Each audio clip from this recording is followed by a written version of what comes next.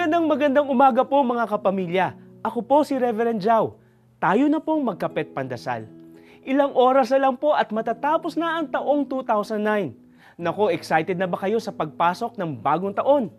Sigurado'y nakahanda na ang mga torotot, mga lumang kaldero at iba pang mga pampaingay para sa pagsalubong ng 2010.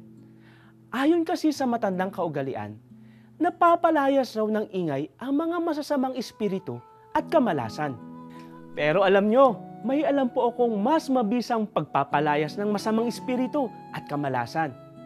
Hindi po ingay kundi mga bulong. Opo, mahihina at mataimtim na pananalangin. Kasi sa panalangin, tunay na nakakasama natin ang Diyos.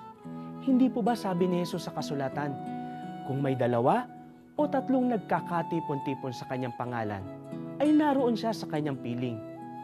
Kung ganoon, meron pa bang masamang espiritu o kamalasan ang maglalakas loob na manatili sa inyong bahay?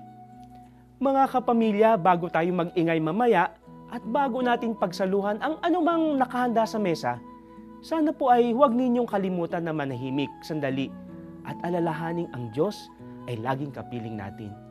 Manatili mang mahirap ang darating na taon o magkaroon man ng bagong pagsubok, makakaasa tayo na tayo ay magwawagi pa rin dahil tunay na maaasahan ng Diyos na kasama natin. Sinamahan niya tayo ngayong 2009.